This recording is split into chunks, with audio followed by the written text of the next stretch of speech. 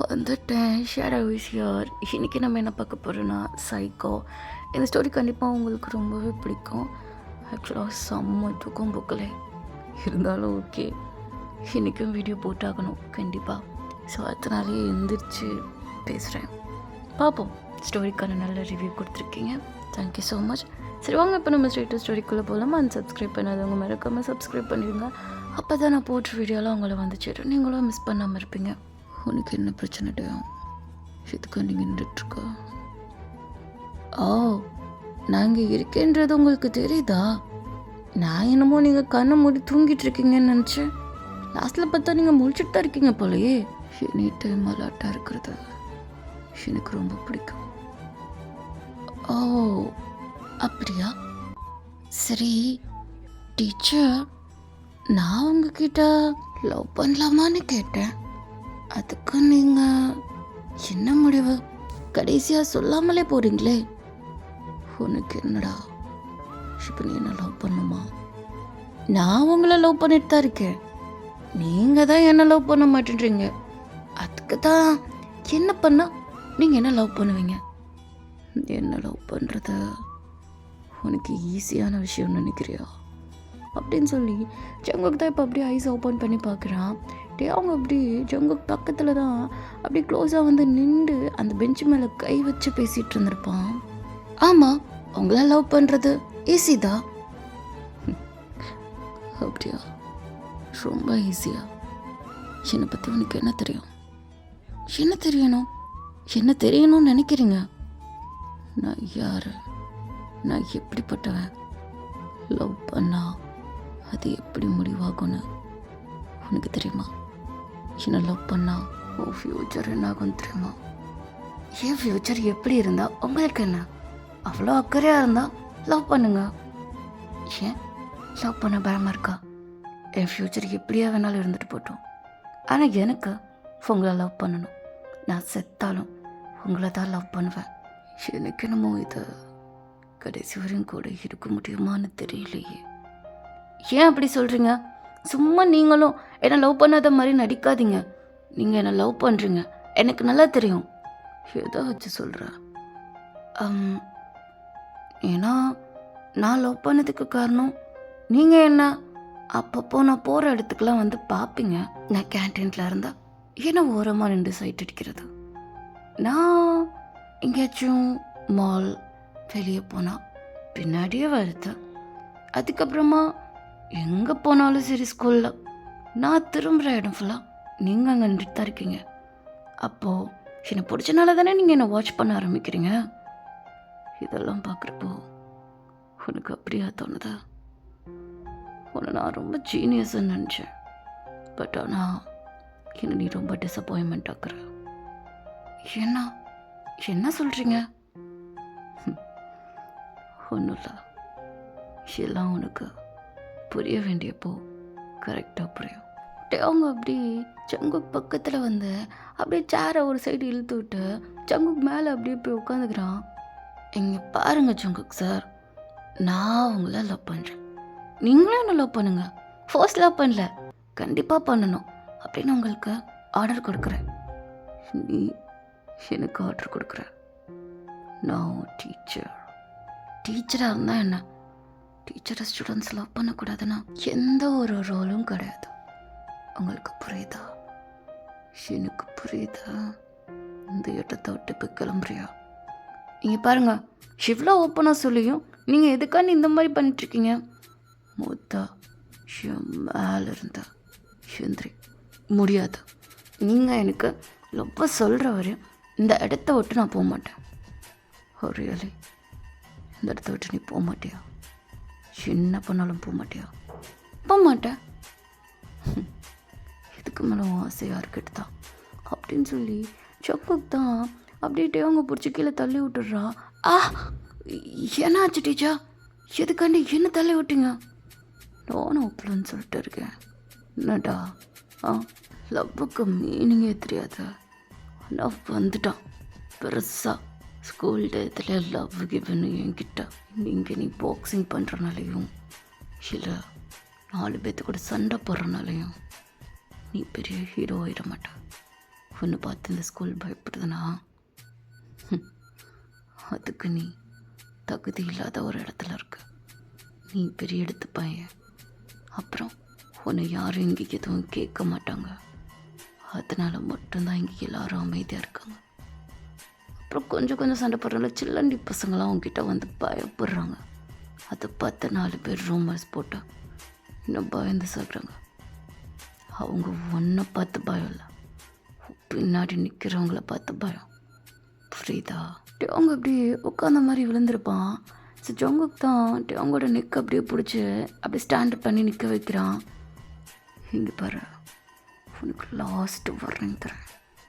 இன்னொரு தாட்டி இந்த மாதிரி லவ் கிவனே என் பின்னாடி வந்து சுத்தனை உன்னை சும்மா விட மாட்டேன். எதுவும் தெரியாமல் என்கிட்ட வராதா? உனக்கு நான் வார்னிங் தரேன். அடுத்து இந்த மாதிரி வந்து என்கிட்ட வந்து நின்றுன்னு வச்சுக்கோ. இப்போ பிடிக்கிற இந்த கழுத்தில் கையாக இருக்காது, கத்தியாக இருக்கும். புரியுதா? எனக்கு கொள்ளக்காரனாக மாற்றிடாத. இந்த இடத்த விட்டு போயிடு அப்படின்னு சொல்லி ஜங்குக்கு தான் செம்மையாக விரட்டி விட்டுடுறான். டேங்கு இதெல்லாம் பண்ணதான் இன்னும் ஜங்குக்கு பிடிக்க ஆரம்பிக்குது. ஜங்குக் சார், உண்மையை சொல்லணும்னா எனக்கு இப்போ தான் உங்களை ரொம்ப பிடிக்க ஆரம்பிக்குது. நீங்கள் இப்படிப்பட்ட ஒரு கேரக்டராகவும் இருக்கிறப்ப தான் உங்கள் பின்னாடியே வரணுன்னே தோணுது. ஏனே தெரிய மாட்டேன்டுது. எனக்கு உங்களை அவ்வளோ பிடிச்சிருக்கு. இடியட் கூட பேசுகிற பழக்கம் எனக்கு சுத்தமாக கிடையாது. இடத்த விட்டு கிளம்பி போயிடும். Okay cool down. சரி, இப்போ இந்த இடியட் இந்த இடத்த விட்டு போகிறேன். ஆனால் அதுக்கப்புறமா உங்களை தேடி நான் கண்டிப்பாக வருவேன், ஓகேவா? அப்படின்னு சொல்லி டேங் தான் அப்படியே இந்த இடத்த விட்டு கிளம்பி போகிறான். ஜங்குக்கு அப்படியே வெறி ஆகுது. இப்போவே இவனை கொள்றதுக்கு நல்ல வாய்ப்பு கிடச்சிது. கொண்டிருக்கணும். தள்ளி விட்டேன் பாரு, என்னையே தாண்டிக்கணும். உங்கள் அக்கா பேசலன்னு வருத்தப்பட்டுட்டு இருந்தா, உங்கள் அக்கா அவன்கிட்ட வரலன்னு ஃபீல் பண்ணிட்டு இருந்தேல்ல, கவலைப்படாதா. நீ பண்ண இந்த வேலைக்கு உங்கள் அக்காவுக்கு ஒரு சின்ன தண்டனை. கண்டிப்பாக உங்கள் அக்கா உனக்கு இன்னைக்கு ஃபோன் பண்ண வைப்பாரேன். இன்னைக்கு உனக்கும் ரொம்ப ஹாப்பியாக இருக்கும். இதான் ஜிகே கிஃப்ட் அப்படின்னு சொல்லிட்டு அங்கே ஒரு ஆளுக்கு ஜங்குக்கு ஃபோன் பண்ணுறான், அந்த பார்சல் அனுப்பு. ஸோ இப்போ அப்படியே அங்கே கிரே சைட் பார்த்தா போலீஸ் ஸ்டேஷனில் தான் இருக்கா. டி நானும் அப்போ இருந்து பார்த்துட்ருக்கேன். அவன் வந்துட்டு அவன்கிட்ட கொஸ்டின் கேட்குறான். என்னடா அமைதியாக இருந்தால் நக்கலாக பார்த்துட்ருக்கா? அது ஒன்றும் இல்லை, உங்களுக்கு பார்க்குறப்போ எனக்கு ஒரே சிரிப்பாக வருது. சிரிப்பு வருதா யால அப்படின்னு சொல்லி கிரே தான் செம்ம டென்ஷன் ஆகி அந்த பையனை போட்டு அடின்னு அடிச்சிட்ருக்கா. இருமா எதுக்கு என்ன அடிக்கிற? நான் ஏன் ஃபஸ்ட்டு நக்கலாக பார்க்குறேன் தெரியுமா? ஏன்னா நான் இன்னும் கொஞ்சம் நேரத்தில் இந்த இடத்த விட்டு வெளியே போயிடுவேன். ஆனால் நீங்கள் வேலையை விட்டு போயிடுவீங்கன்னா எனக்கு பயமாக இருக்குது. இருந்தாலும் கொஞ்சம் கரிசனை காட்டணும்ல, அதான் எனக்கு சிரிப்பு வருது. கரிசனை எப்படி காட்டுறதுன்னு தெரியாமல். எப்படி காட்ட நீங்களே சொல்லுங்கவே அப்படின்னு சொல்ல கிரேக்கு இவன் பேசுகிறத பார்க்க அப்படி வெறி ஆகிட்டுருக்கு. சம்மாடி அடிச்சிட்ருக்கா. 4 பொண்ணுங்களை ரேப் பண்ணிட்டு இவ்வளோ தைரியமாக இருக்க. ஒன்றுண்ணா அவ்வளோ சீக்கிரம் விட்டுருவேன்னு நினைக்கிறியாடா? விட மாட்டேன். கண்டிப்பாக நீ எங்கே போனாலும் உன்னை விட மாட்டேன். இந்த இடத்தை விட்டு இல்லை, இந்த சேரை விட்டு நீ எந்திரிச்சா கூட கண்டிப்பாக உன்னை நான் கொல்லுவேன். என்ன கொல்லுவியா? என்னை கொல்லுனா உனக்கு என்ன ஆகும் தெரியுமா? வேலை போயிடும். வேலை போனாலும் பரவாயில்லடா, நீ பண்ண தப்புக்கு உனக்கு தண்டனை இருக்கணும். அது ஏன்டா எனக்கு தண்டனை? நீ என்ன பண்ணாலும் சரி, நீ சாகிறது இப்போ கன்ஃபார்ம். உனக்கு ஒன்று தெரியுமா, கரிசனை எப்படி காட்டணும்னு?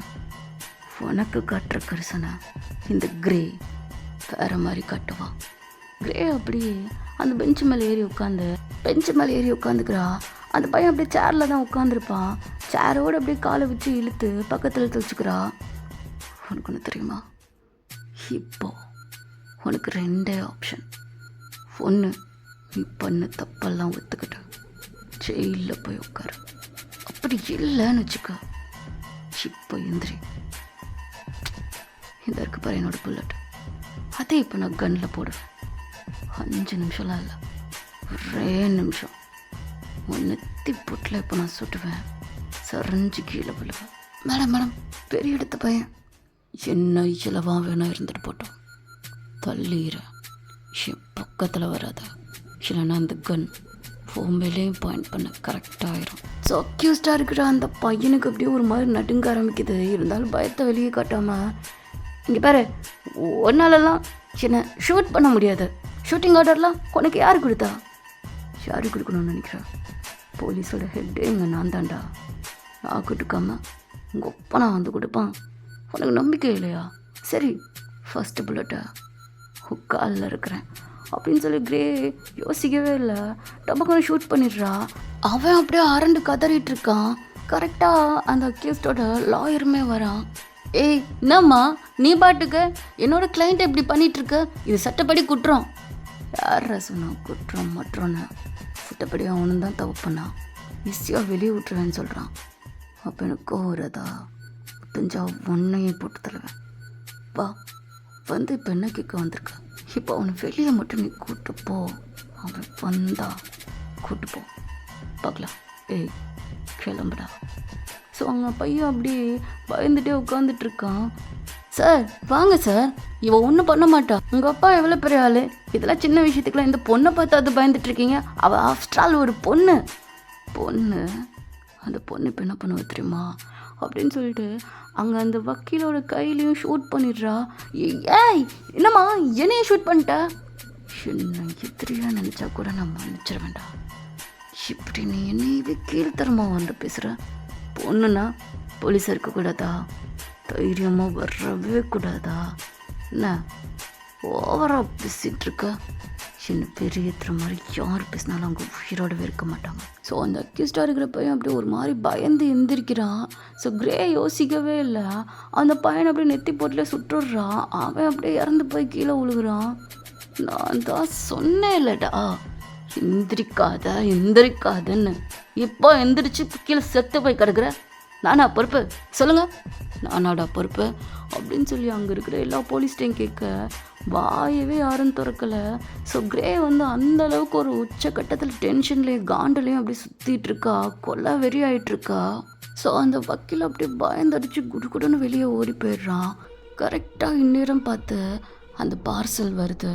ஸோ கிரே பார்க்குறா, என்னது இது? ஸ்ட்ரைட்டாக போலீஸ் ஸ்டேஷனுக்கே வந்திருக்கு. யாருக்கு? உங்களுக்கு தான் மேடம். எனக்கா? இவ்வளோ பெரிய பார்சலா? ஸோ அந்த பார்சலே பார்க்க நல்லா பெருசாக இருக்குது. கிரே 1 செகண்ட் பயந்து அதை ஓப்பன் பண்ணுங்க அப்படின்னு சொல்ல அதை ஓப்பன் பண்ணி பார்த்தா எல்லாரும் அப்படியே செம்ம ஷாக் ஆகுறாங்க. ஸோ அதுக்குள்ளே ஒரு டெட் பாடி இருக்கு. அதை பார்த்த உடனே கிரேஸுக்கு அப்படியே ஒரு மாதிரி தொக்கி வாரி போடுது. யார் இந்த பர்சன்? எதுக்காண்டி அவன் இவ்வளோ கொடூரமாக கொண்டு வச்சுருக்கான்? ஸோ அந்த பாடி பார்த்தா ஃபுல்லாக பெண்ணாலேயே குத்தி வச்சுருக்கான் ஜங்குக். ஸோ அந்த பாடி வந்து ஒரு பொண்ணோட பாடி தான். ஸோ அந்த பெண்ணை வச்சு ஃபஸ்ட்டு ஷோல்டரில் தான் நல்லா டீப்பாக இறக்கியிருக்கான். அந்த பொண்ணோட 2 கண்ணுலையும் அப்படியே அந்த பெண்ணை ரொம்ப டீப்பாக உள்ளே இறக்கி வச்சுருக்கான். கழுத்தில் left side and right side 2 சைடுமே அப்படியே கிராஸ் ஆன மாதிரி பெண்ணை அப்படியே சொருகி வச்சுருக்கான். ஸோ ரொம்பவே கொடூரமாக கொண்டு வச்சுருக்கான்.